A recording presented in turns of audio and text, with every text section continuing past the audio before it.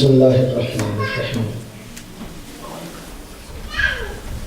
الحمد للہ الواحد الاحد الفرد الصمد الذی لم یلد ولم یولد ولم یکن لہ کفوا احد والصلاة والسلام علی افضل العباد العبد المؤید والرسول المصدق المصطفى الامجد المحمد الاحمد حبیب الہ العالمین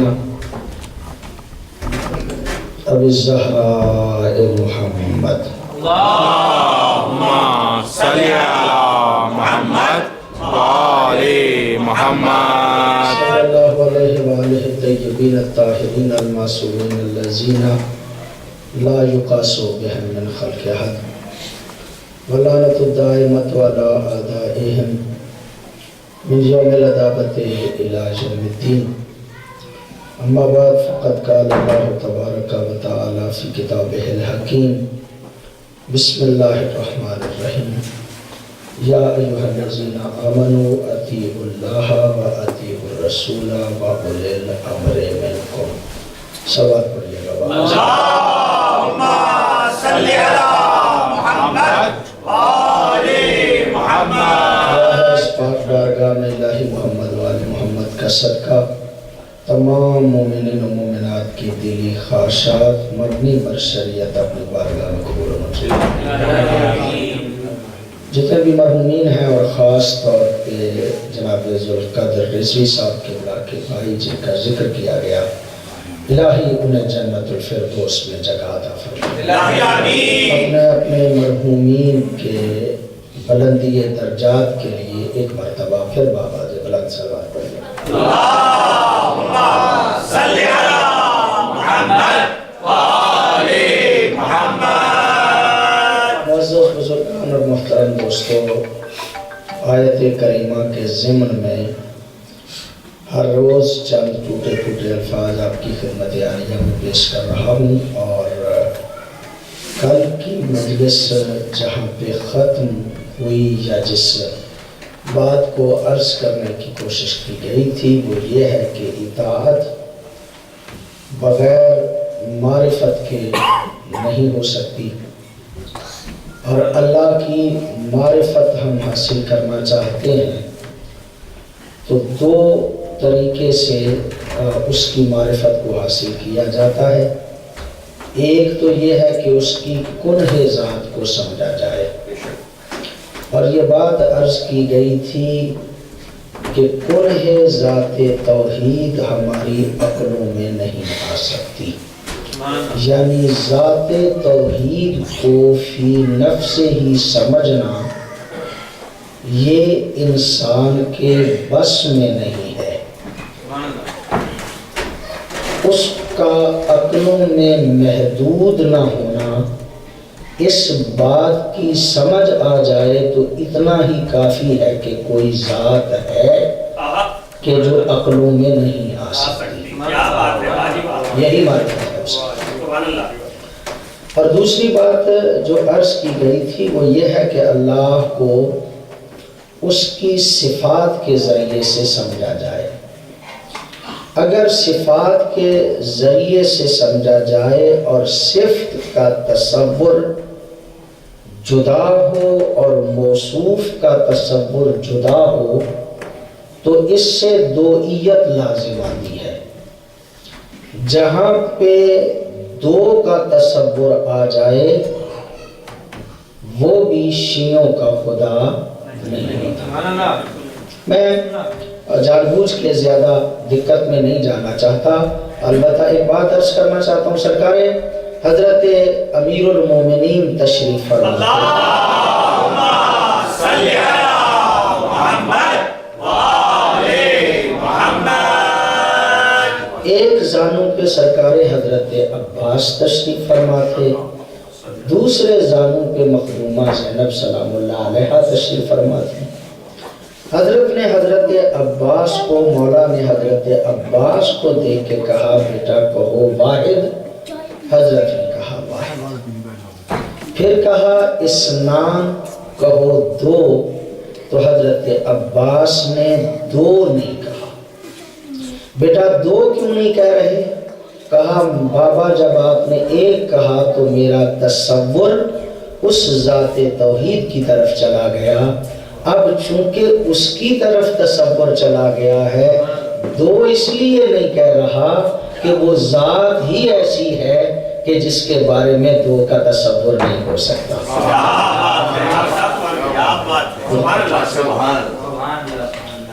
اچھا میں ایک بات اور آپ کی خدمت میں عرض کروں، بعض بڑے بڑے بزرگان، اب میں وضاحت نہیں کرتا، بے فیض مجالس آپ کو پتہ ہوتا ہے، بڑے بڑے ائمہ یہ کہتے ہیں کہ میں نے خواب میں اللہ کو اتنی مرتبہ دیکھا تھا۔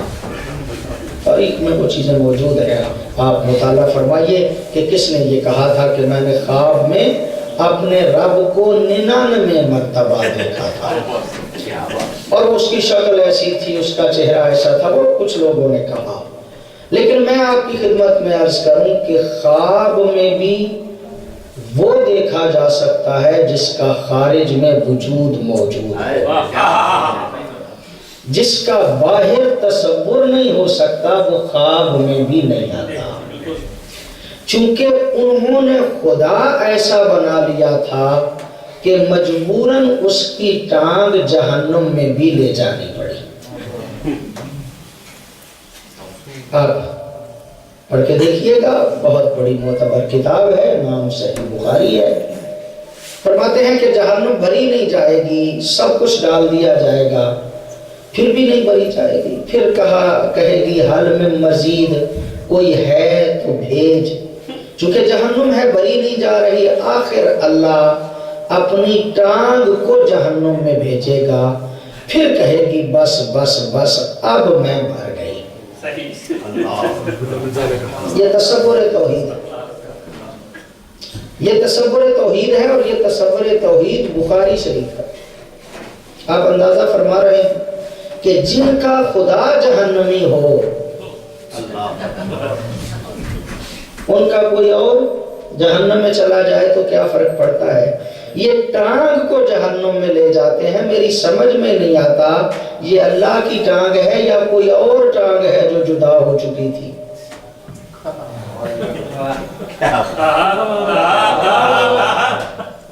توجہ چاہ رہا میں صاحبان سے، میں عرض یہ کرنا چاہ رہا ہوں کہ بنیادی طور پہ ہم جسے اللہ کہتے ہیں اس کا وجود تو ہے، جسم نہیں، یعنی موجود تو ہے، وجود بمانا موجود ہے، لیکن اس کے بارے میں جسم کا تصور نہیں کیا جا سکتا، اس لیے کہ جو جسم رکھتا ہو وہ اعضاء کا محتاج ہوتا ہے، اور آل محمد نے جس اللہ کا تعارف کرایا ہے وہ کسی صورت میں بھی محتاج نہیں۔ نہیں، ایک دن عرض کیا تھا، چلیے ابھی پھر کسی موقع پہ اس بات کو عرض کروں گا، بحث ابتدا میں تھوڑی سی دقت میں چلی جائے گی، اور اتنی دقت میں بحث کو لے کے نہیں جانا چاہ رہا۔ چلیے ایک مرتبہ سلوات پڑھنا چاہیے۔ اللہم صلی علی محمد وآلہ۔ نہ اللہ کی ذات کو سمجھا جا سکتا ہے، نہ اللہ کو اس طرح سے سمجھا جا سکتا ہے، تو پھر اللہ کی جب سمجھ ہی نہیں تو اس کی معرفت میں، جب معرفت نہیں تو اطاعت کیسے کریں؟ تو اس کے لیے اللہ نے ایک بہترین اصول دیا، کہا پریشان ہونے کی ضرورت نہیں، میں یطیع الرسول فقد اطاع اللہ۔ اللہ کے بارے میں اتنے پریشان ہونے کی ضرورت نہیں، تم اطاعت رسول کرتے جاؤ، اطاعت خدا خود بخود ہوتی جائے گی۔ یعنی تمہیں ایک ایسی ہستی دے دی گئی ہے کہ جس ہستی کو تم سمجھ سکتے ہو اس کی اطاعت کرتے جاؤ، اطاعت خدا خود بخود ہوتی جائے گی۔ میں یقیناً آپ کی خدمت عالیہ میں اس بارے میں بھی عرض کروں گا، تو میں یہ کہنا چاہتا ہوں کہ اللہ نے، یہ بات بڑی مسلم ہے، اطاعت رسول اطاعت خدا ہے، یہ تو قرآن نے کہا، لیکن یہ کہیں نہیں کہ اطاعت خدا اطاعت رسول بن جائے۔ اطاعت خدا کو اطاعت رسول نہیں کہا گیا، بلکہ اطاعت رسول کو اطاعت خدا کہا ہے، یعنی اپنی اطاعت کے لیے بھی اللہ نے رسول کو وسیلہ بنایا ہے۔ تو جب اللہ مصطفیٰ کو اپنی اطاعت کا وسیلہ بناتا ہے تو ہم بھی اگر اللہ تک پہنچنے کا پیغمبر اور پیغمبر کی آل کو وسیلہ بنا لیں تو کوئی ایسی مسئلے کی بات نہیں ہے۔ اطاعت رسول کرنا ہے۔ اور کل کی میری مجلس اور میں آج آپ کی خدمت میں ایک بات جو میرے ذہن میں مفہوم ہے اس کو عرض کرنا چاہ رہا ہوں۔ اطاعت رسول اطاعت خدا ہے، اور اطاعت رسول کا معنی کیا ہے کہ احکام خداوندی جو ہے ان پہ عمل کیا ہے۔ اچھا چلیے اس پر بھی ابھی بحث نہیں کرتے، انشاءاللہ کسی اگلی مجلس پہ بحث کریں گے، لیکن ایک بات یہاں پہ رک کے ضرور عرض کرنا چاہتا ہوں کہ نبی آئے کیوں تھے؟ جتنے بھی انبیاء آئے تھے ان کے آنے کا واحد مقصد یہ تھا کہ انسان انسانوں میں انسانوں کی طرح رہنے کا طریقہ سیکھ جائے۔ سارے نبیوں کے آنے کا واحد مقصد ہی یہ تھا کہ انسان انسانوں میں انسانوں کی طرح رہے۔ یہ نہیں تھا انبیاء کے آنے کا مقصد کہ فضائل بیان کیے جائیں، اور یہ فضائل ان کے تھے، اصل ہدف انسانیت کی اصلاح تھی، اصل ہدف انسانیت کی تربیت تھی۔ اور تربیت کہاں سے شروع ہوتی ہے؟ یہی آج کا سوال، اور اسی پہ میں مختصر سی بات کرنا چاہتا ہوں کہ انسان کی تربیت کہاں سے شروع ہوتی ہے۔ میرے بزرگوں، میرے دوستوں، انتہائی تحمل سے اس بات کو سماعت فرمائیے گا کہ جتنے بھی جاندار ہیں نا ان کا ایک عالم بچپن ہوتا ہے۔ کیا بات ہے؟ جتنے بھی جاندار ہیں ان کا ایک عالم بچپن ہوتا ہے۔ سب سے زیادہ عالم بچپن ہے انسان کے بچے کا، اور سب سے کم بچپنا ہے مچھلی کے بچے کا۔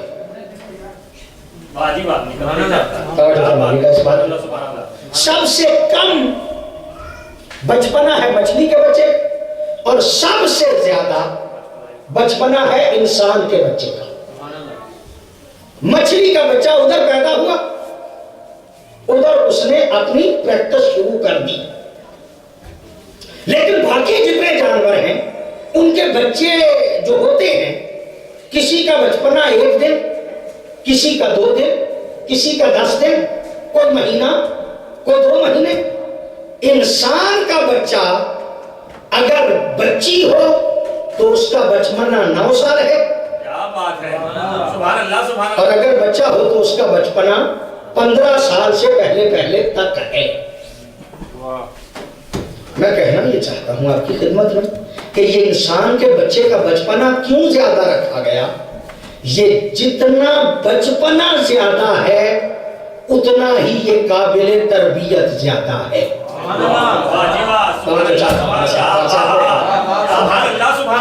جتنا انسان کے بچے کا بچپنا زیادہ ہے اس کا مطلب یہ ہے کہ اتنا ہی یہ محتاج تربیت زیادہ ہے، اتنا ہی محتاج تربیت زیادہ ہے۔ پوری آپ کی توجہ ہے، میں جملہ آپ کی خدمت میں عرض کر رہا ہوں۔ انسان کے بچے کی تربیت پیدا ہونے سے شروع نہیں ہوتی، بلکہ انسان کے بچے کی تربیت انتخاب زوجہ سے شروع ہوتی ہے۔ سبحان اللہ، سبحان اللہ، سبحان اللہ۔ توجہ چاہتا ہوں، میں صاحب سے عبور فرمائیں گے۔ میں آج ایک مطلب آپ کی خدمت میں عرض کرنا چاہتا ہوں۔ انسان کے بچے کی تربیت پیدا ہونے سے شروع نہیں ہوتی، بلکہ جب شادی کرنا چاہتے ہیں تو لڑکی یہ سوچے کہ میرا شوہر کیسا ہونا چاہیے، اور شوہر یہ سوچے کہ میری بیوی کیسی ہونی چاہیے۔ اس لیے کہ بچے کی تربیت پیدا ہونے سے نہیں، انتخاب ماں باپ سے شروع ہوتی ہے۔ اگر ماں باپ اچھے ہوں گے تو اولاد اچھی ہوگی۔ تو یہاں کی توجہ، اور مجھے اس بات کا 100% یقین ہے کہ آج کی مجلس میں آپ لطف لیں گے، بسم اللہ، اس لیے کہ ماں باپ کے اثرات اولاد میں منتقل ہوتے ہیں، جسے علمی اصطلاح میں تبارک صفات کہا جاتا ہے۔ میں ان اصطلاحات کو جان بوجھ کے چھوڑ رہا ہوں۔ تبارک صفات یعنی ماں باپ کے اثرات منتقل ہوتے ہیں اولاد میں۔ جسم کے اثرات بھی مرتب ہوتے ہیں اور صفات کے اثرات بھی مرتب ہوتے ہیں۔ جیسا ماں باپ کا جسم ہو وہ بھی منتقل ہوتا ہے اولاد میں، اور جیسا کردار ہو وہ بھی منتقل ہوتا ہے اولاد میں۔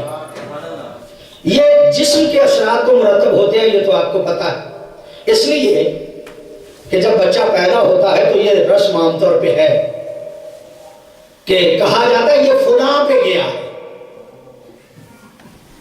مائیں کہتی ہیں کہ یہ ماموں پہ گیا، نانا پہ گیا، یا مختلف انداز میں اگر بچی ہے تو خالہ پہ گئی، اور جو ادھر والے ہوتے ہیں وہ کہتے ہیں چچا پہ گیا، اگر بچی ہے تو پھپھڑ پھپھی پہ گئی۔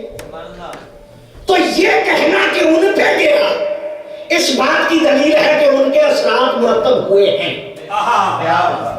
توجہ چاہتا ہوں، مشاہدان سے میں نے سادہ سی مثال دی، لیکن میرے پاس مثالیں اتنی مستحکم ہیں کہ کوئی بندہ انکار نہیں کر سکتا۔ پیغمبر گرامی تشریف فرما ہے، ایک بندہ آ گیا ہے،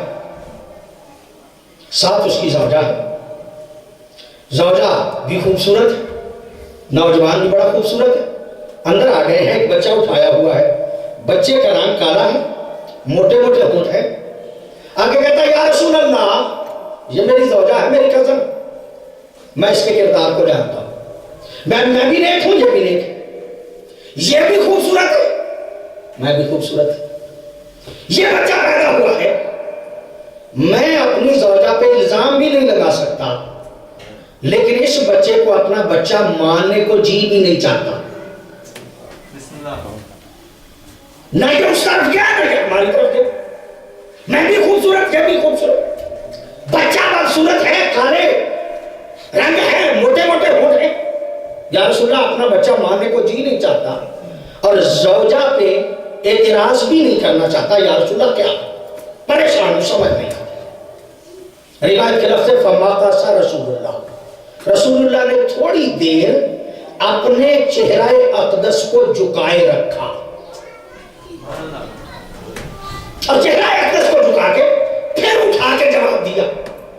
کیا پیغمبر پہلے جواب نہیں جانتے تھے؟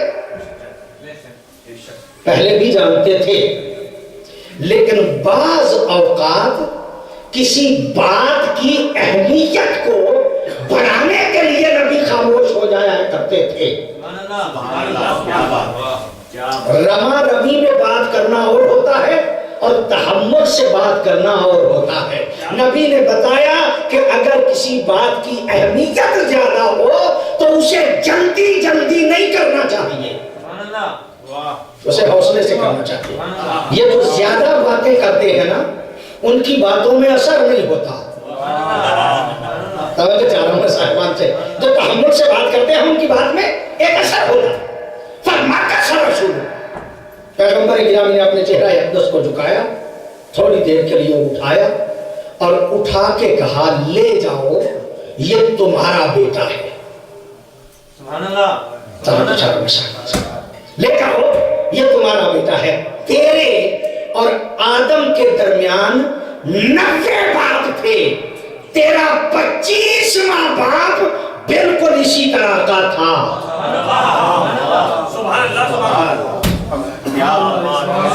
تیرا 25واں باپ بالکل اسی طرح کا تھا، یعنی 25واں پہلا باپ असरात 25 नस्लें बाद में मुरतब हुए।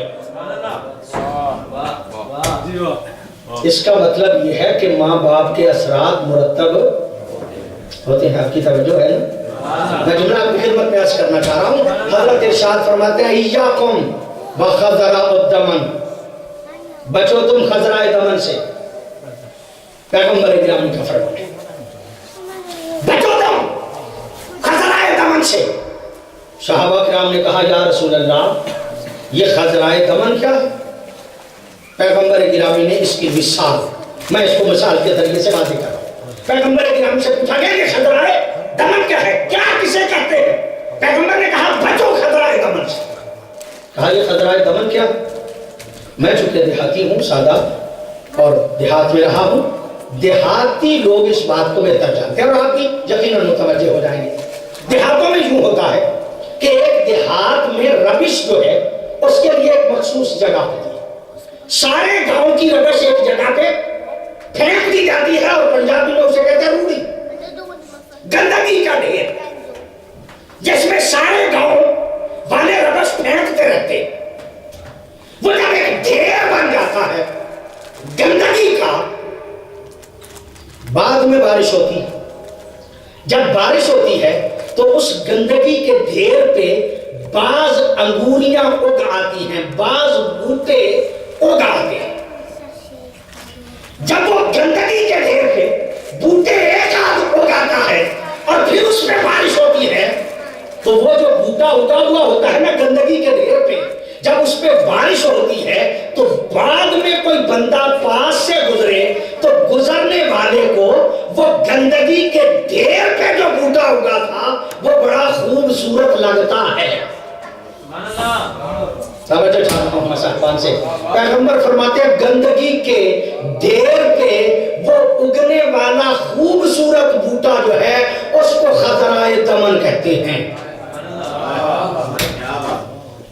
उसको खज़राए दमन कहते हैं। यानी पैगंबर क्या कहते हैं, बचो तुम खज़राए दमन से। यानी शादी करना चाहते हो ना तो सिर्फ खूबसूरती ना देखो, बल्कि देखो कि ये खूबसूरती आया पाकीज़ा जगह से उगी है या गंदगी के ढेर पे उगी है। अगर गंदगी के ढेर पे वो खूबसूरत उगी है, खूबसूरती उगी है, तो याद रखो उसने तुम्हारी औलाद का ज़र्फ बनना है। तो मैं देखना चाहता हूं कि तुम्हारी औलाद के ज़र्फ बनने के काबिल भी है या नहीं। मासूम का फरमान है, और मुझे इंग्लिश में नहीं पता है, मैं अरबी फारसी पढ़ता हूं, वहां पे लिखा है। मासूम इरशाद फरमाते हैं गौर करो कि अपनी औलाद का ज़र्फ किसे बना रहे हो। तुम्हारा इरक वो के जिससे जीन्स मुंतकिल होते हैं, अरबी में उसे कहते हैं इरक। सोचो तो सही, तुम्हारी औलाद के लिए अमानत कौन बन रही है। पूरी तवज्जो चाह रहा हूं, अगर आपने गौर फरमाया तो मैं जुमला आपकी खिदमत में अर्ज कर रहा हूं। खुदा शाहिद है, मैं आम बंदे की बात नहीं कर रहा, मैं जिम्मेदारी से कह रहा हूं। असरात मुरतब होते हैं, माँ बाप के असरात मुरतब होते हैं। अगर माँ बाप अच्छे हों तो औलाद अच्छी होती है। अगर माँ बाप में कोई नक्स हो तो वो नक्स भी मुंतकिल होता है। दलाइल इतने पुख्ता हैं कि जिनका इनकार कोई बंदा नहीं कर सकता। मुझे इंसाफ से बताइए, ये अमीरुल मोमिनीन ने अकील को क्यों कहा था कि हसन और हुसैन तो रसूल के बेटे हैं, जाओ किसी बहादुर खानदान में मेरा रिश्ता ढूंढ के आओ, इसलिए कि मैं चाहता हूं कि एक मेरा ऐसा बेटा हो जो मेरी शुजाअत का वारिस हो।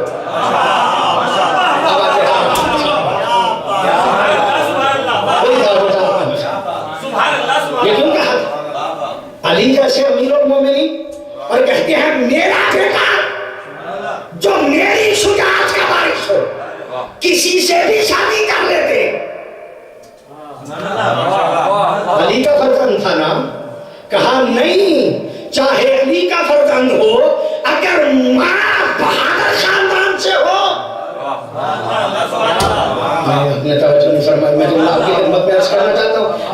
کی توجہ ہے میں ایک جملہ اور عرض کر لیتا ہوں پھر آگے گزروں گا. مجھے انصاف سے بتائیے علی کے فرزند ہے ایک نام ہے محمد بن حنفیہ. یعنی آپ سے علی کے فرزند ہے نا نام کیا ہے محمد بن حنفیہ تو محمد بن علی کیوں نہیں کہتے؟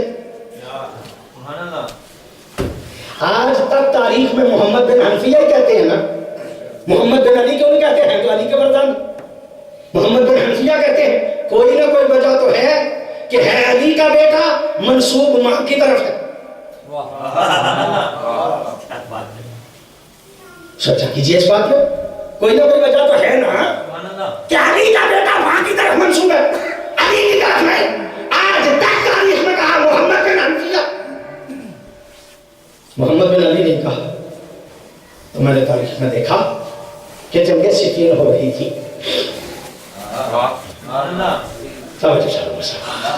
جنگ صفین ہو رہی تھی اور جنگ صفین میں حضرت علی نے دیکھ کے کہا محمد جاؤ جا کے حملہ کرو.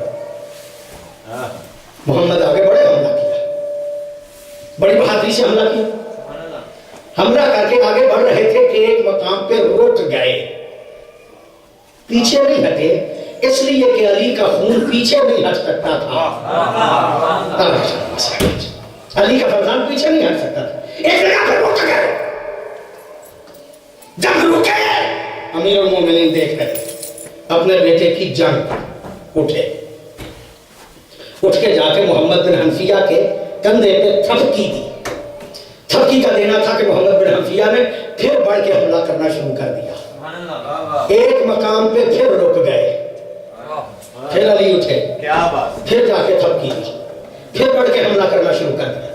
تیسری مرتبہ پھر جب رکے نا لفظ ہے تاریخ کے تیسری مرتبہ رکے امیر المومنین غصے کے عالم میں اٹھے اٹھ کے قریب گئے فقط جا کے امیر المومنین نے کیا کیا فَضَرَبَهُ بِقَائِمِ سَيْفِ علی نے اپنی تلوار کا دستہ محمد بن حنفیہ کے کندھے پہ مار کے کہا فَقَدْ أَدْرَكَكَ عِرْقٌ مِّنْ أُمِّكَ کاش تیری ماں بھی زہرا ہوتی.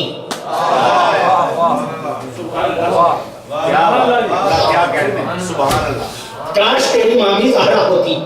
آج ماں کی طرف سے اگر کوئی کمی ہو تو اولاد علی میں بھی مرتب ہوتی ہے اولاد علی میں بھی منتقل ہوتی ہے. تو جب اولاد علی میں منتقل ہوتی ہے ماں کی طرف سے کمی تو سوچنا نہیں چاہیے کہ ہمارے بچوں کی مائیں کیسی ہونی چاہیے. سمجھے چاہ رہا ہوں میں صاحبان سے اگر ماں میں کمی ہو اگر اس کے کردار میں کمی ہو اور آپ کہیں کہ اولاد میں منتقل نہیں ہوگی تو یہ کیسے ممکن ہے؟ ایسا ممکن نہیں. میں پھر پلٹ کے جاؤں گا وہاں پہ علی کہتے عقیل جاؤ کسی بہادر خاندان سے میرے لیے رشتہ ڈھونڈ کے لاؤ. اچھا یہاں پہ بھی مجھے ایک جملہ کہنے دیجئے. یہ عقیل جانتے تھے کہ بہادر خاندان کون سا علی نہیں جانتے تھے. امیر المومنین کو نہیں پتا تھا کہ بہادر خاندان کون سا. یہ کیوں کہا عقیل کو محبت حسین کی وجہ سے. اگر آپ کی توجہ ہے تو بحث کر محبت حسین کی وجہ سے عقیل کو کہا. کیوں علی چاہتے یہ تھے کہ جو خواہش میرے دل میں ہے وہی خواہش عقیل کے دل میں پیدا ہو.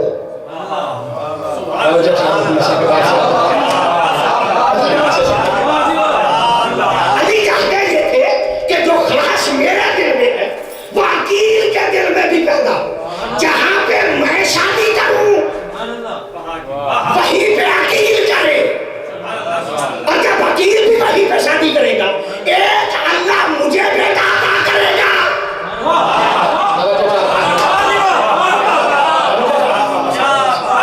ایک بیٹا اللہ مجھے عطا کرے گا ایک عقیل کو عطا کرے گا. دونوں بہادر ہوں گے اور دونوں محافظ حسین ہوں گے.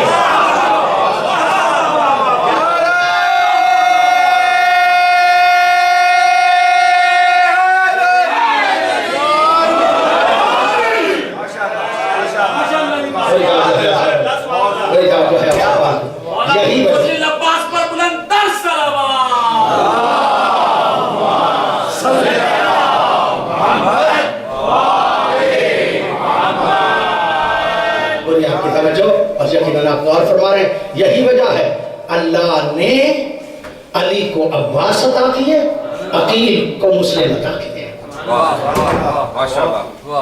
اور یہ انتظام ہے علی کا محبت حسین میں، تاکہ حفاظت حسین کے لیے دو فرزند ایسے ہو جائیں کہ جو دونوں کے دونوں بہادر ہوں۔ اچھا چلیے ابھی میں یہ بھی نہیں عرض کرنا، میں اس پہ پھر پلٹ کے آتا ہوں۔ ایک بات اور عرض کرتا ہوں آپ کی خدمت، یہ انسانی جسم جو ہے نا، یہ ایک مضبوط کلا ہے۔ علماء فرماتے ہیں یہ جلد کی دیوار ہے اور یہ مضبوط کلا ہے۔ اس مضبوط کلے میں دو چیزیں رہتی ہیں، ایک جسم ہے، ایک روح ہے۔ انسان فقط جسم کا نام نہیں، آپ دیکھ لیجئے گا اس وقت پوری کائنات میں اسی جسم کی تربیت کے لیے سب کچھ ہو رہا ہے۔ اللہ نے ابتدا میں کہا تھا فَنَفَخْتُ فِيهِ مِنْ رُوحِي، میں نے اس میں اپنا روح پھونک دیا ہے۔ تو دو چیزیں ہیں، ایک جسم ایک روح۔ توجہ چاہ رہا ہوں صاحب، یہ مضبوط کلا ہے، اس مضبوط کلے میں دو چیزیں ہیں، ایک جسم ہے ایک روح ہے۔ جسم بھی باہر سے غذا لیتا ہے، روح بھی باہر سے غذا لیتا ہے۔ جسم بھی باہر سے غذا لیتا، روح بھی باہر سے غذا لیتا۔ جسم بھی دو ذریعوں سے غذا لیتا ہے، روح بھی دو ذریعوں سے غذا لیتا ہے۔ جسم جو غذا لیتا ہے اس کے دو ذریعے ہیں، ایک ناک ایک منہ۔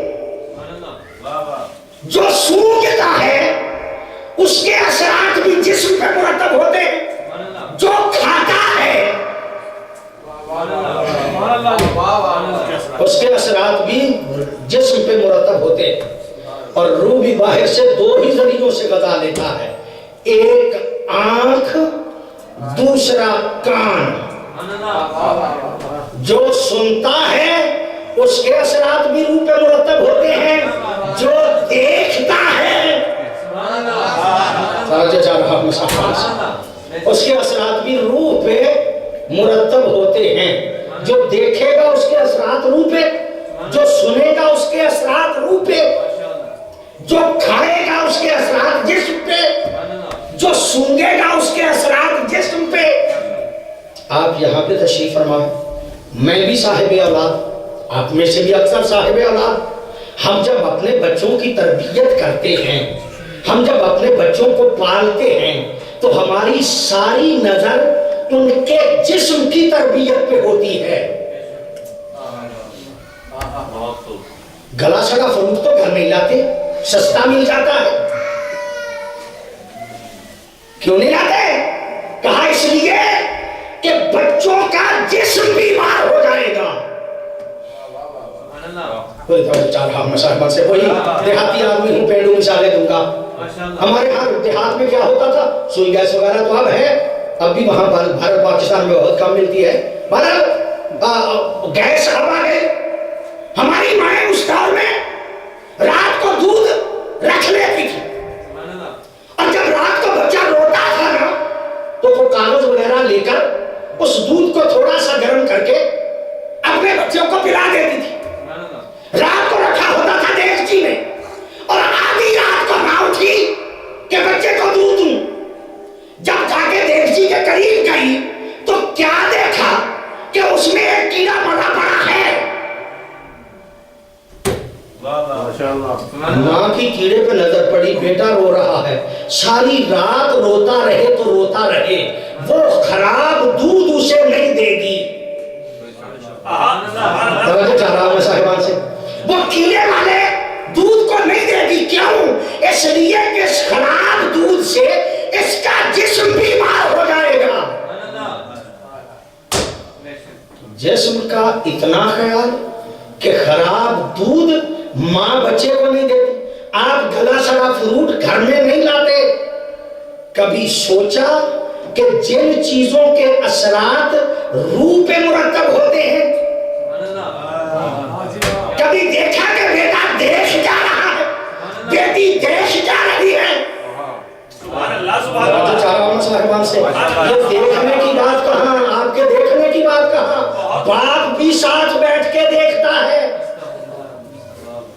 کیا بات ماں بھی ساتھ بیٹھ کے دیکھتی ہے، حالانکہ دیکھنے کے اثرات مرتب ہوتے ہیں روح پہ. اور یہ تو معروف جملہ ہے نا کہ فلاں چیز روح کی غذا ہے. یہ تو کہا جاتا ہے نا کہ فلاں چیز روح کی غذا ہے. کیوں؟ اس لیے کہ وہ بھی جانتے ہیں کہ اس چیز کا روح سے تعلق ہے. آل محمد نے یہ فرمایا کہ اس کا روح کے ساتھ تعلق تو ہے، لیکن غذا یہ ایسی ہے کہ جو روح کو بیمار کرتی ہے. کبھی سننے پہ پابندی لگائی آپ؟ کبھی دیکھنے پہ پابندی لگائی آپ؟ نہ دیکھنے پہ پابندی ہے نہ سننے پہ پابندی ہے. جو جی چاہے بچے سنیں، جو جی چاہے بچے دیکھیں، پابندی نہیں ہے اس بات میں. یعنی روح کی تربیت کے حوالے سے کبھی سوچا نہیں. رب کعبہ کی قسم دلیل اتنی مستحکم ہے کہ کوئی بندہ انکار کر ہی نہیں سکتا. بسم اللہ. سرکار حضرت امام موسیٰ کاظم اللہم صلی علی محمد وآلِ محمد. مجھے واقعات کی تفصیل میں نہیں جانا، آپ جانتے ہیں کہ بڑی دردناک قسم کی قید تھی امام موسیٰ کاظم. 14 سال قید پڑی جاتی کہ معصوم کو قیدی رکھا گیا. اچھا قید میں رکھتے تھے نا، دشمن بھی ہوتا تھا مولا کی عبادت دیکھ کے مطیع ہو جاتا تھا. قید خانے میں بھی معصوم اس طرح زندگی گزارتے تھے کہ مخالف بھی حامی ہو جایا کرتے تھے، مخالف بھی محب ہو جاتے تھے عبادت کو دیکھ کے. پہلی بات تو آپ کی خدمت میں عرض کروں کہ آل محمد عبادت ایسی کرتے تھے، بولتے نہیں تھے. عبادت کا انداز ایسا تھا کہ لوگ دیکھ کے محب ہو جاتے تھے. کہتے ہیں، یہ تاریخ کا جملہ ہے، کہتے ہیں کہ ہمارے ایک عالم دین نے 2 رکعت نماز پڑھی، ایک بندہ 2 رکعت دیکھ کے وہ شیعہ ہو گیا کہ جن کی عبادت اتنی اچھی ہے وہ مذہب کتنا اچھا ہوگا. یہ جلدی جلدی میں ہم جیسے نمازیں پڑھتے ہیں، لیکن آل محمد کی تو پانی پہ نظر پڑتی تھی، رنگ زرد ہو جاتا تھا. ان کی عبادتوں کی منظر کچھ اور تھی.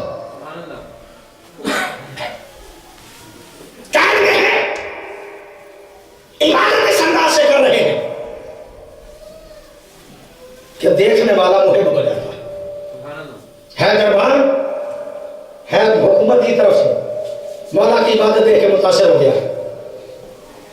متاثر ہو کے کہتا مولا آپ کی تکلیفیں برداشت نہیں ہوتی.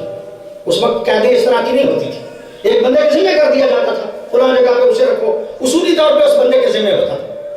کہنے لگا مولا آپ کی تکلیف دیکھی نہیں جاتی، آپ میرے ذمہ ہیں، میرے گھر چلیے، میں آپ کو ہر قسم کی سہولت دوں گا، اور جب حاکم پوچھے گا تو کہوں گا میرے پاس. مولا دیکھ کے فرماتے ہیں نہیں مجھے یہیں پہ رہنے دو. دیکھ کے کہتا نہیں مولا میری خواہش ہے. مولا فرماتے ہیں میں تیری جنت کا ضامن ہوں، مجھے یہیں پہ رہنے دو. توجہ چاروں میں صاحبان سے لوگ فرمائیں میں تیری جنت کا ضامن ہوں، مجھے یہیں پہ رہنے دو. اس نے اور زیادہ اصرار کیا. مولا نے اس کے اصرار کو قبول کرتے ہوئے اس کی خواہش کو قبول کیا اور مولا اس کے گھر چلے گئے. جب اس کے گھر گئے تو 3 دن کے بعد میرے مولا فرماتے ہیں مجھے اسی قید خانے میں واپس لے چلو. جب 3 دن کے بعد کہا نا مجھے اسے قید خانے میں واپس لے چلو، یہ پریشان ہو کے قدموں پہ گر کے کہتا مولا کوئی گستاخی ہو، مولا کوئی خدمت میں فرق؟ کہا نہیں، تو نے خدمت بھی اچھی کی، تو اس سے کوئی گستاخی بھی نہیں ہوئی، تیرے جنت کا میں ضامن ہوں، ضمانت دیتا ہوں تجھے جنت کی، لیکن مجھے اسی قید خانے میں لے چلو. مولا بچا. مولا دیکھ کے فرماتے ہیں تیرے پڑوس میں ایک گانے والی رہتی ہے، وہ رات کو ریہرسل کرتی ہے. جب وہ ریہرسل کرتی ہے نا، اس کی ریہرسل کی وجہ سے میرا روح پریشان رہتا ہے. توجہ چاہ رہا ہوں میں صاحبان سے. اس قید خانے میں میرے جسم کو اذیت تھی، تیرے گھر میں میرے روح کو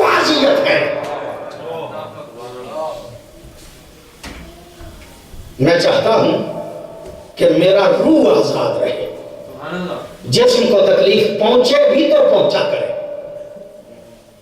آل محمد پڑوس میں ریاست کرنے والی کی ریاست کی وجہ سے اذیت محسوس کرے اور ہمارے گھر میں سب کچھ ہو۔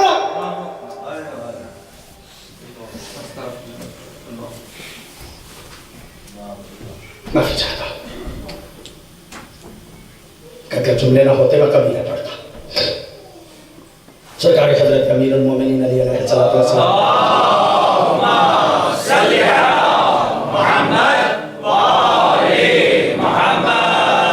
حضرت ارشاد فرماتے ہیں تمہارے گھر مہمان آ جائیں، جب مہمان آ جائیں تو بہترین کھانا پکاؤ، بہترین کھانا پکا کے ان کے سامنے رکھو۔ جب بہترین کھانا ان کے سامنے رکھ لو تو جب وہ کھانا شروع کرنا چاہیں تو لائٹ کو بند کرو، چراغ کو گل کرو۔ بہترین کھانا پکا ہوا ہے، دسترخوان پہ چن دو، چننے کے بعد لائٹ بند کر دو، چراغ کو گل کر دو۔ جب تم چراغ کو گل کرو گے، مولا فرماتے ہیں وہ چیخ اٹھے گا، وہ کہے گا اس چراغ کو کیوں گل کر دیا، لائٹ کو کیوں بند کر دیا؟ آپ اسے کہیں کہ کھانا تو آپ کے سامنے ہے، کھائیں، آپ کے سامنے چن دیا، اب لائٹ کی کیا ضرورت ہے؟ وہ دیکھ کے کہے گا نہیں، میں ایسے نہیں کھانا چاہتا، میں دیکھ کے کھانا چاہتا ہوں کہ ہے کیا۔ حضرت فرماتے ہیں جسم کی غذا تو بغیر دیکھے نہیں کھاتے، اور روح کی غذا کے بارے میں کبھی سوچے نہیں، کبھی فکر نہیں کی، کبھی اس بارے میں غور ہی نہیں کیا کہ روح کے بارے میں کیا کیا کھا، روح کو کیا کیا غذا دی جا رہی ہے۔ ایک جملہ اور عرض کرتا ہوں، حضرت عیسیٰ کو تو آپ جانتے ہیں، بہت بڑی ہستی ہے، حضرت عیسیٰ نبی ہے۔ حضرت عیسیٰ سے کسی نے پوچھا کہ عیسیٰ یہ بتاؤ کہ ہمیں عبادت کا مزہ کیوں نہیں آتا؟ آپ تو شاید نیک لوگ ہیں، اور جب عبادت میں مستغرق ہوں گے تو یقیناً آپ کو لطف عبادت آتا ہوگا۔ میں آپ کی بات نہیں کر رہا، اپنی بات کر رہا ہوں۔ جب میں نماز پڑھتا ہوں تو سارے دن کا حساب نماز میں یاد آتا ہے، پورے کاروبار کا حساب و کتاب نماز کے وقت یاد آتا ہے کہ جب نماز پڑھتا ہوں۔ آپ تو نیک لوگ ہیں، بڑی مستغرق ہو کے نماز پڑھتے ہوں گے، بڑی توجہ سے نماز پڑھتے ہوں گے۔ حضرت عیسیٰ سے کسی نے کہا کہ ہم جب عبادت کرتے ہیں، نماز پڑھتے ہیں تو خیالات کہیں کے کہیں چلے جاتے، ذہن عبادت کی طرف رہتا ہی، جتنی بھولی بسری باتیں ہیں وہ ساری یاد آ جاتی ہیں نماز میں، لطف عبادت نہیں آتا۔ اس کی وجہ کیا؟ سنیں گے آپ، گھبرا تو نہیں گئے آپ سے؟ تو چاروں میں صاحبان سے جب کہا نا کہ کیا وجہ ہے ہمیں لطف عبادت کیوں نہیں آتا، تو حضرت عیسیٰ نے جواب دیا بہترین کھانا پکاؤ، بہترین کھانا جب پک جائے تو اس کھانے پہ کھانے والے دو بلاؤ، ایک وہ کہ جس کا جسم تندرست ہو، اور ایک وہ کہ جسے تازہ بخار ہوا ہو۔ توجہ چاہتا ہوں، ایک وہ کہ جسے تازہ بخار، ایک وہ کہ جو تندرست ہے، ان دونوں کو ایک ہی کھانے پہ بٹھاؤ۔ جس کا جسم تندرست ہے اسے کھانے کا مزہ آئے گا، اور جس کا جسم بیمار ہے اسے وہی کھانا بے مزہ لگے گا۔ حضرت فرماتے ہیں جس کا جسم بیمار ہو اس کو کھانے کا مزہ نہیں آتا، جس کا روح بیمار ہو اس کو عبادت کا مزہ نہیں آتا۔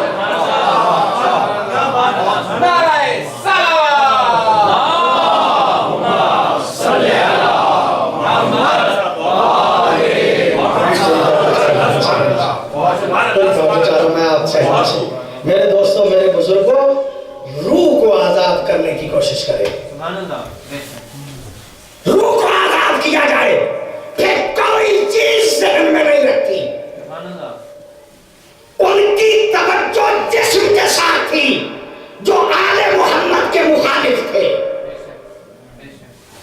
آل محمد کے دروازے پہ بندہ آ جائے پھر جسم کی پرواہ ہی نہیں کرتا، پھر یہ دیکھتا ہے کہ میرے روح کو آزادی کہاں ملے گی۔ توجہ چاہ رہا ہوں صاحبان سے، مثالیں اتنی پکی کہ یقیناً آپ کی توجہ ہے. مجھے انصاف سے بتاؤ، کربلا کے میدان میں 10 محرم کی شب کو 2 بندے ہیں جن کا کردار ایک جیسا. توجہ چاہ رہا ہوں، میں مسائل کی طرف نہیں جانا چاہتا، ایک بات عرض کرنا چاہتا ہوں. 2 بندے ہیں جن کا کردار 10 محرم کی شب یعنی پہلی شب، 10 محرم سے پہلی شب کا کردار دونوں کا ایک جیسا. ایک کا نام ہے ہور، ایک کا نام ہے عمر بن سعد. وہ بھی ساری رات تذبذب میں رہا، یہ بھی ساری رات تذبذب میں رہا. یہ بھی پریشان رہا، وہ بھی پریشان رہا. صبح کو اس نے روح کی مانی، ہور نے روح کی مان لی، اس نے جسم کی مان لی. اس نے کہا مجھے حکومت چاہیے، اس نے کہا مجھے جنت چاہیے.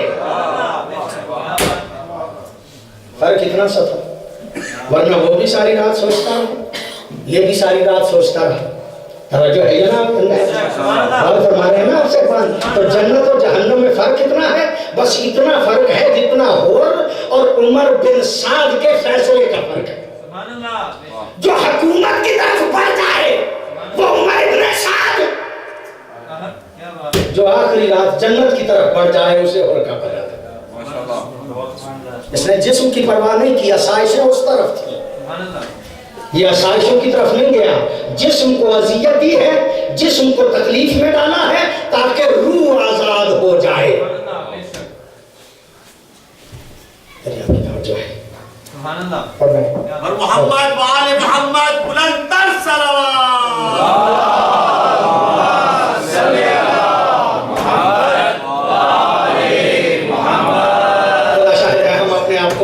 اگر اس بیجات پہ پرکھ کے دیکھیں کہ آل محمد نے ہمیں بتایا کیا ہے. آل محمد خدا شاہد ہے، جو آل محمد کے ماننے والے ہیں انہیں دنیا کی پرواہ نہیں. بہلول کا ایک جملہ ہے بڑا اچھا، بہت عظیم ہستی ہے جناب بہلول کی، شاید میں جملہ یہ کہتا رہتا ہوں. بہلول کو کہا جاتا ہے کہ وہ پاگل تھا، دیوانہ تھا. دیوانہ نہیں تھا، تھا لیکن کسی کے کہنے پہ تبلیغ مذہب کے لیے دیوانہ بنا ہوا تھا. کسی کے کہنے پہ مذہب کی تبلیغ کے لیے دیوانہ بنا ہوا تھا. ایسی کرتا تھا کہ لوگ کہتے تھے پاگل ہے. ایک دن کیا کیا، چوراہے میں بیٹھ گیا، ایک بڑا سا شبیر لا کے وہاں پہ رکھ دیا. جب بھی کوئی بہلول حرکتیں کرتا تھا تو لوگ اکٹھے تو ہو ہی جاتے تھے، اور یہ بھی اس وقت تک کرتا ہی رہتا تھا جب مجمع اکٹھا نہ ہو جائے. شہید چوک میں رکھا ہے اور کبھی ادھر سے اٹھاتا ہے پھر پھینک دیتا، پھر ادھر سے اٹھاتا پھر پھینک دیتا، پھر ادھر سے اٹھاتا پھر پھینک دیتا، پھر ادھر سے اٹھاتا پھر پھینک دیتا. مجمع اکٹھا ہو گیا. جب کافی لوگ اکٹھے ہو گئے نا تو ایک نے جرات کر کے کہا بہلول یہ کیا پاگلوں والی حرکتیں کر رہے ہو؟ کبھی ادھر سے شدید کو اٹھاتے ہو، کبھی ادھر سے اٹھاتے ہو پھر پھینک دیتے ہو، پھر ادھر سے اٹھاتے ہو پھر پھینک دیتے ہو، پھر ادھر سے اٹھاتے ہو پھر پھینکتے ہو. یہ کیا پاگلوں والی حرکتیں کر رہے ہو؟ بہلول دیکھ کے کہتا پاگلوں والی حرکتیں نہیں کر رہا، دین کو اٹھاتا ہوں تو دنیا گر جاتی ہے، دنیا کو اٹھاتا ہوں تو دین گر جاتا ہے. میری خواہش یہ ہے کہ دونوں اکٹھی اٹھ جائیں. کوشش یہ ہے کہ دونوں اکٹھی اٹھ جائیں، لیکن وہ اٹھاتا ہوں تو یہ گر جاتی ہے، یہ اٹھاتا ہوں تو وہ گر جاتی ہے. دونوں اکٹھی نہیں اٹھتی. یہ دونوں تو بہلول سے نہ اٹھ سکی. توجہ ہے یعنی آپ سے اور ہماری خواہش یہ ہے کہ ہمارا دین بھی رہے، ہماری دنیا بھی رہے، اور پابندی بھی نہیں آتی. میں تو نہیں پابندی لگاتا. آپ دنیا کو بھی رکھیں، دین کو بھی رکھیں.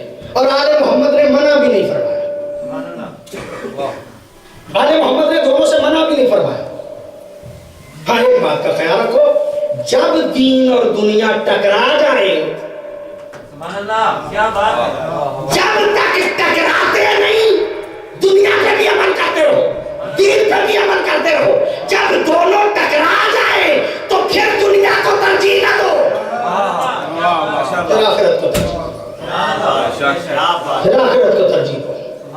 اور خدا شاہد ہے میرے مولا سرکار حضرت امام جعفر الصادق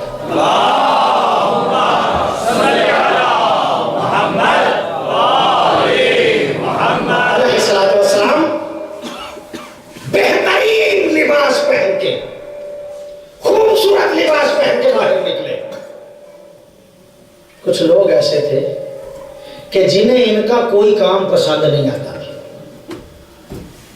بہت بڑا نام ہے, تذکرہ نہیں کر رہا جان کے. وہ آگے بڑھا اور آگے بڑھ کے کہتا مولا آپ کے باپ دادا تو خطر کا لباس اور آپ اتنا خوبصورت. حضرت نے اسے بلایا, بلا کے وہی لباس اٹھا کے نیچے دکھایا, کہا دیکھو نیچے وہی ہے. نیچے وہی ہے. یہ کہنا اس لیے ہے تاکہ ہمارے شیعہ یہ نہ سمجھ لیں کہ اچھا پہنا ہی نہیں جا سکتا. یہ تو اس لیے کہ سمجھایا جائے کہ اگر میسر ہو تو اچھا پہنو. اپنے نفس کو مطمئن رکھنے کے لیے وہی پہنا. اور خدا شاہد ہے بہت بڑا بندہ ہے, بڑی عظمت ہے. سرکار امیر المومنین کا صحابی, اب کسی کو صحابیت امیر المومنین مل جائے کوئی کام درجہ تو نہیں ہے نا. سرکار امیر المومنین کہ دو صحابی, ایک بڑا متمفل, ایک بڑا غریب. جو غریب ہے وہ غریب اس لیے ہے کہ وہ ہر وقت نمازیں پڑھتا ہے, ہر وقت روزے رکھتا ہے, ہر وقت حج کرتا ہے, کام کرتا ہی کچھ نہیں. اتنا عبادت کا شوق ہے کہ ہر وقت امام بارگاہ میں ہے, کام پہ جاتا ہی نہیں. یعنی آپ سے ہر وقت نمازیں, ہر وقت روزے, ہر وقت حج تسبیح. اور ایک ہے کہ اس کے پاس مال بڑا ہے, دولت بڑی ہے, کام بڑا کرتا ہے. اچھا مال و دولت تھی دونوں صحابی کے مولا. وہ جو مالدار تھا نا وہ بیمار ہو گیا. جب وہ بیمار ہوا تو مولا اس کی عیادت کے لیے گئے. اب آپ اندازہ فرمائیے کہ جس کی عیادت کے لیے مولا جائیں اس بندے کی عظمت کتنی زیادہ ہے. مولا اس کی عیادت کے لیے گئے اور جب اس کے گھر گئے نا تو دیکھی اس کی ریل پہ, دیکھے اس کے گھر کے حالات. مولا دیکھ کے فرماتے ہیں ہر وقت اسی دولت کے پیچھے پڑے رہتے ہو یا کبھی اللہ کو بھی یاد کیا ہے؟ پریشان ہو گیا. کہتا نہیں مولا اللہ کو بھی یاد کرتا ہوں اور کام کاج بھی کرتا ہوں, محنت کرتا ہوں, کچھ نہ کچھ مل جاتا ہے. سر جھکا کے اس نے مولا کو کہا. مولا نے ابھی اس کی بات کو زیادہ نہیں سنا. مولا دیکھ کے کہتے ہیں ہاں اگر یہ مال و دولت تو نے اس لیے اکٹھا کیا ہے کہ تیرے رزق میں وسعت پیدا ہو جائے تو یہ مال و دولت اکٹھا کرنا عین دین ہے. یہ عین دین ہے.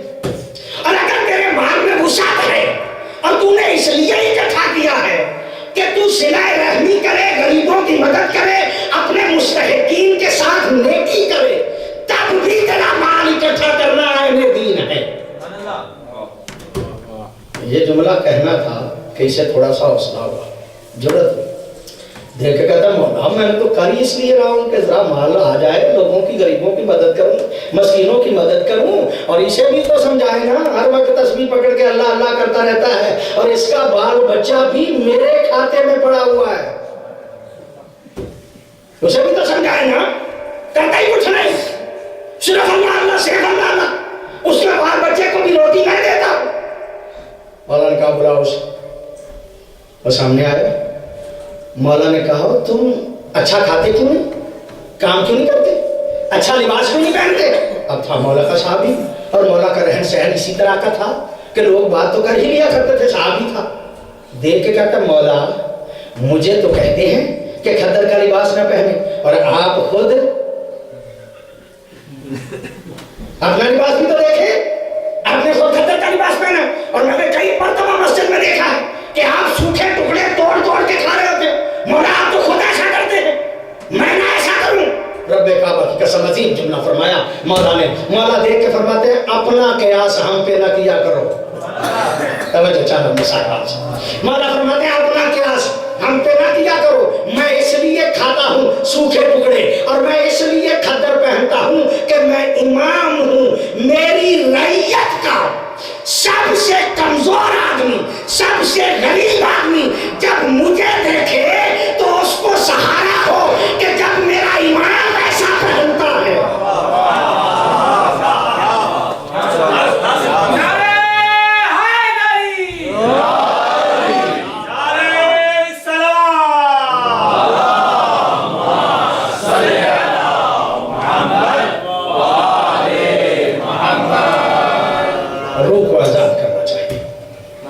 جسم کی آزادی اصل اہمیت نہیں رکھتی. میرے بزرگوں، میرے دوستوں، میں نے آج جان بوجھ کے سوچ سمجھ کے آپ کی توجہ اس بات کی طرف مبذول کروائی کہ جو آل محمد کا ماننے والا ہو اور روح آزاد ہو اس کا وہ کسی کے دروازے پہ نہیں جاتا. سبحان اللہ. بے شک بے شک. سبحان اللہ. اس میں ایک جرأت ہوتی ہے، اس میں ایک عزت نفس ہوتی ہے. مولا امیر المومنین ہی کا فرمان ہے نقل البلاغہ میں، اور خاص طور پہ میں نے اسے دیوان علی میں پڑھا. حضرت فرماتے ہیں وحتج الی من شئت، جا جس سے جی چاہتا ہے مانگ، لیکن یاد رکھ جب مانگے گا نا جس سے مانگے گا اس کا غلام ہو جائے گا. اپنے احتیاج کا اظہار کرو لیکن جس سے کرے گا اس کا غلام ہو جائے گا. اور کسی سے نہ مانگ. اگر کسی سے نہیں مانگے گا نا تو جس جیسا وہ ہے ایسا ہی تو ہوگا. وہ کتنا امیر کیوں نہ ہو، تو کتنا ہی غریب کیوں نہ ہو، چونکہ تو مانگتا اس سے کچھ نہیں، جیسا وہ ہے ایسا ہی تو ہے. حضرت فرماتے ہیں لیکن جو تیرے دروازے پہ آ گیا ہے نا واقع اللہ من شئتا، اسے عطا ضرور کر. جب وہ آ گیا ہے تو اب تو ضرور عطا کر، اس لیے کہ جب تو عطا کرے گا تو اس کا عطا بن جائے گا، وہ تیرا غلام بن جائے گا. وہ ساری زندگی ہمیشہ تیری غلامی کرے گا اس لیے کہ تو نے اسے عطا کیا. ماں باپ کے اثرات مرتب ہوتے ہیں اولاد میں. توجہ ہے دنیا صاحبان، میں موضوع کو بھولا ہی نہیں کرتا، پوری طرح سے میرے ذہن میں موضوع رہتا ہے. ماں باپ کے اثرات مرتب ہوتے ہیں. اگر اچھی اولاد چاہتے ہو تو ماں باپ کو اچھا ہونا چاہیے. یہ نہ کہنا کہ اولاد خراب ہو گئی ہے. اولاد کو بچانا چاہتے ہو تو خود ٹھیک ہو جاؤ.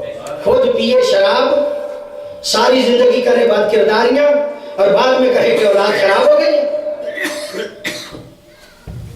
اولاد کو اچھا رکھنا چاہتے ہو تو خود ٹھیک ہو جاؤ. چلو چھوڑ رہا ہوں، آخری جملہ عرض کر رہا ہوں، غور فرمائیے گا. عظیم جملہ آپ کی خدمت میں عرض کرنا، پوری توجہ کا طالب ہوں. اگر تاریخ پہ آپ کی نظر ہے تو ایک جملہ عرض کرنا چاہ رہا ہوں.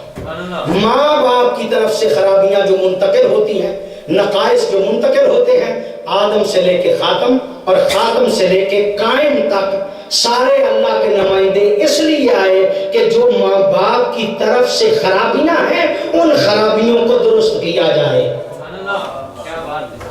سارے نمائندگان خدا اس لیے ہیں کہ ماں باپ کی طرف سے اگر کوئی غلطی منتقل ہو گئی ہے تو اس غلطی کی اصلاح کی جائے. پوری توجہ چاہ رہا ہوں، اگر آپ کی توجہ ہو تو جملہ عرض کرنا چاہتا ہوں. اللہ کرے کہ کسی کو تربیت کرنے والا اچھا مل جائے. اللہ کرے کہ کسی کو تربیت کرنے والا اچھا مل جائے. توجہ چاہ رہا ہوں، مجھے احساس ہو رہا ہے کہ آپ کی پوری توجہ نہیں. میں بار بار کہہ رہا ہوں کہ توجہ فرمائیے گا، بار بار کہہ رہا ہوں کہ توجہ فرمائیے گا. تربیت کرنے والا اگر اچھا مل جائے، اگر تربیت کرنے والا اچھا مل جائے، اولاد کسی کی کیوں نہ ہو، علی فرماتے ہیں کہ یہ فلاں کے نسب سے میرا بیٹا ہے. توجہ چاہ رہا ہوں، تربیت کرنے والا اگر علی ہو تو فرماتے ہیں بیٹا کسی کا کیوں نہ ہو، یہ ایسے ہے جیسے علی کا بیٹا. یہ کب ہے؟ جب تربیت کرنے والا علی جیسا.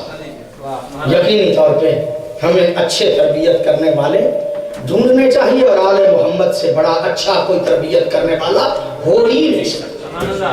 بات صرف یہ ہے کہ ہم آل محمد کے کہنے پہ عمل کرتے ہیں یا نہیں. اگر آل محمد کے کہنے پہ عمل کریں تو جیسے تربیت کے وہ اصول بتا گئے ہیں ایسے تربیت کے اصول اور کوئی بیان کر ہی نہیں سکتا.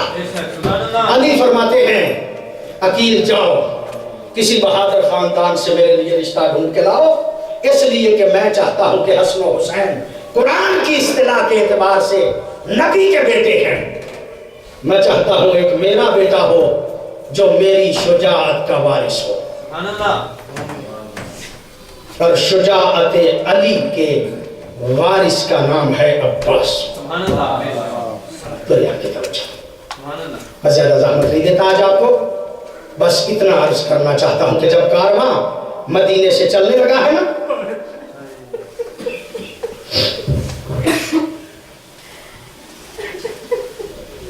خاندان طہارت کا کارواں مدینے سے چل کے تھوڑی دور ابھی گیا تھا کہ ودا کرنے والوں میں ایک معظمہ ہے جس کا نام ہے ام البنین. جب کارواں تھوڑی دور جا چکا نا، مخدومہ ام البنین نے پیچھے سے آواز دی، بیٹا عباس میری بات سن. عزادارو میں نے جو کہا آپ نے سن لیا. کارواں تھوڑی دور جا چکا تھا نا، پیچھے سے آواز دی مخدومہ ام البنین نے، بیٹا عباس میری بات سننا. یہ جملہ سننا تھا کہ عباس جیسے شجاع کے قدم لڑ کھڑا ہے. ماں نے بلایا ہے، مولا تنہا نہیں جا رہے، زینب و کلثوم ساتھ ہے. ماں نے بلایا ہے کہیں ماں روک نہ لے. لڑ کھڑائے ہوئے قدموں سے مولا عباس قریب آئے، کہتے ماں میں آپ سے اجازت لے کے نہیں گیا تھا. کہا بیٹا تو میرا تابعدار بیٹا ہے، اجازت لے کے گیا تھا. کہا ماں پھر بلایا کیوں؟ کہا بیٹا ایک نصیحت کرنا چاہتی تھی، اگر پہلے کر دیتی ممکن ہے تمہیں یاد نہ رہتا. اب کارواں چلا گیا ہے نا، تمہیں یاد رہے گا کہ میری ماں نے بلا کے نصیحت کی تھی. مولا دیکھ کے کہتے ہیں ماں جلدی بتا نصیحت کیا ہے. میری مخدومہ دیکھ کے کہتے ہیں بیٹا عباس نصیحت کوئی زیادہ نہیں، بس اتنا یاد رکھنا کہ وہ زہرا کا فرزند حضرت اللہ کو سوائے ہمیں احبت کے کوئی غم نہ تھی. بیٹا عباس اتنا یاد رکھنا کہ وہ زہرا کا فرزند ہے. بیٹا عباس حسین سے وفا کرنا. بیٹا عباس حسین سے وفا کرنا. مولا عباس سر فخر سے بلند کر کے کہتے ہیں ماں فکر نہ کر، میں ایسی وفا کروں گا جب بھی وفا کا تذکرہ آئے گا عباس کا تذکرہ ساتھ آئے گا. جب بھی وفا کا تذکرہ آئے گا عباس کا تذکرہ ساتھ آئے گا. عزادار کارواں چلا گیا، مکے پہنچا، مکے سے کربلا کی طرف سفر کیا. کربلا پہنچا، دن گزرتے گئے، 10 محرم گزر گئی. علماء فرماتے ہیں 10 محرم کے گزرنے کے 26 روز بعد مدینے میں اطلاع آئی قد قتل الحسین، حسین مارے گئے. عدالت کا اطلاع آئی نا حسین مارے گئے. خطیب مسجد مدینہ نے مسجد میں اعلان کر دیا حسین مارے گئے. عزادارو جب کہا نا حسین مارے گئے، ضعیفہ ام البنین کا گھر مسجد نبوی کے بالکل ساتھ تھا. جب سنا نا حسین مارے گئے، اصحاب کی ٹیک لگائی، آہستہ آہستہ چلتے ہوئے مسجد نبوی کے دروازے پہ آئی. آگے کہتے ہیں خطیب کیا کہا؟ خطیب دیکھ کے کہتا بی بی حسین مارے گئے. کہا تمہیں کیسے پتہ چلا کہ حسین مارے گئے؟ کہا میرے پاس خط آیا ہے. عزادارو اب جو خط پہ نظر پڑی نا، مخدومہ سمجھ گئی کہ خط آ گیا ہے، بات سچی ہے، حسین مارے گئے. عزادارو جب خط پہ نظر پڑی نا، میری معظمہ نے ایک مرتبہ سر کو جھکایا، عصا کی ٹیک لگائی، واپس پلٹی اور واپس پلٹتے ہوئے ایک جملہ کہا، حسین جو مارے گئے عباس چھوڑ گیا ہوگا. حسین جو مارے گئے عباس نے وفا نہیں کی ہوگی. عدالت کا جملہ کہنا تھا کہ خطیب دیکھ کے کہتا بی بی نہیں، آپ کا بیٹا حسین سے پہلے مارا گیا.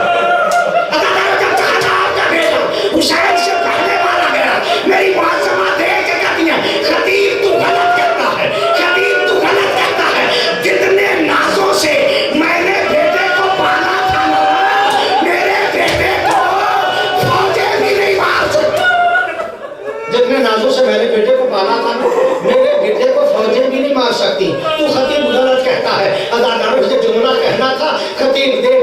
بی بی آپ کو پتا جو نہیں، آپ کے بیٹے کو مارنے سے پہلے ظالموں نے بازو قلم کیے تھے، بازو قلم کیے تھے۔ اب معظمہ نے ایک سوال کیا ہے، معظمہ دیکھ کے کہتے خطیب یہ بتا، جب میرے بیٹے کے بازو قلم ہوئے وہ زین پہ تھا یا زمین پہ تھا؟ اللہ خطیب دیکھ کے کہتے زین پہ تھا۔ اب معظمہ روئی اور رو کے کہتی ہے خطیب یہ بتا، جس کے بازو نہ ہو وہ گھوڑے سے گرتا کس اجر و کمال اللہ کو سنا گمے ہدایت کی کوئی غم نہ ہو۔ خطیب یہ بتا، جب میرے بیٹے کے بازو قلم ہوئے وہ زین پہ تھا یا زمین پہ تھا؟ معظمہ نے جب کہا وہ دیکھ کے کہتا ہے زین پہ تھا۔ معظمہ دیکھ کے کہتے ہیں یہ بتا، جس کے بازو نہ ہو وہ گھوڑے سے گرتا کس طرح؟ یاد کرو روایت کے لفظ ہیں، واقعہ کربلا کے گزر جانے کے بعد مخدومہ امت بنی جنت المکی میں بیٹھ جاتی تھی۔ میربان ابن حکم بڑا منون ہے، وہ کہتا ہے ایسے ایسے بیان کرتی تھی کہ پاس گزرنے والوں کے آنسو نکل جاتے تھے۔ کیا کرتی تھی مخدومہ؟ پہلے تو کہا کرتی تھی لوگوں اب تو مجھے امت بنی نہ کہا کرو، اب تو میرا کوئی بیٹا نہیں رہا، اب تو مجھے امت بنی نہ کہا کرو۔ اور پھر کیا کرتی تھی مخدومہ؟ 4 بیٹے تھے نا، ایک بیٹے کی قبر بناتی تھی پھر اپنے ہاتھوں سے مٹا دیتی تھی، پھر دوسرے بیٹے کی قبر بناتی تھی پھر ہاتھوں سے مٹا دیتی تھی، پھر تیسرے بیٹے کی قبر بناتی تھی پھر ہاتھوں سے مٹا دیتی تھی، پھر عباس کی قبر بنا کے اپنے ہاتھوں سے مٹا کے دیکھ کے کہتی تھی بیٹوں تمہیں نہیں رونا، میں اسے روؤں گی جو زہرا کا فرزند۔ اجر و کمال اللہ، اجر و کمال اللہ، اللہ کو سوائے ہمیں کوئی غم نہ ہو۔ میں اسے روؤں گی جو زہرا کا فرزند ہے۔ میربان ابن حکم مرمون روایت کرتا ہے ایک دن میرے بھی آنسو نکل گئے۔ وہ کہتا ہے میں گزر رہا تھا کہ مخدومہ بیان کر رہی تھی، اور پتہ کیا کہہ رہی تھی؟ مخدومہ کہہ رہی تھی بیٹا عباس، بیٹا عباس، لوگ